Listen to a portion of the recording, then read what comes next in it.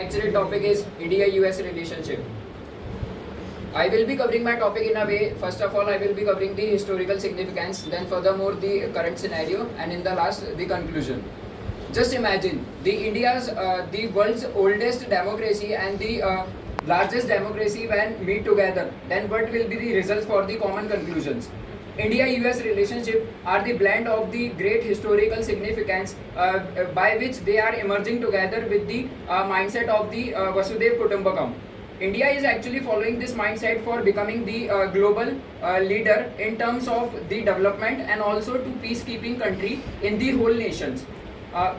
If we will talk about the significance of the historical aspects, so this was started in the when we were be having the first visit of the US President Martin Luther in due to the significance of the Gandhiji's revolutions. He was visited to the India. From there, we have been sharing one of the major relationship between each others, and also that time in 1979 when the India was initiated for the nuclear test. That was the time when both the countries was facing the low time due to the some sanctions approved from the US as per the nuclear testing from the India side.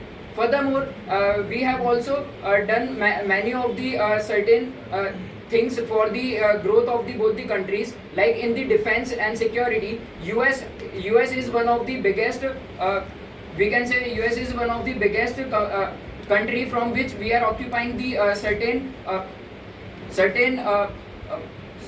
occupying certain equipments for our armed forces like Chinook and Apache helicopters. Furthermore, if we will talk about the exercises, so there are Malabar and Yuddha Abhyas are the major exercise between both the countries, which is strengthening the both the countries' army. Furthermore, if we will see the trading, so trading and business purposes in between both the countries. So with the US, India is following the trading among the 191 billion, which is helping the GDP of the both the countries to grow together for the futuristic opportunity. If we will talk about the furthermore, if we will talk about the education policies and the education opportunity for the India's youth, so US is also providing the main focuses.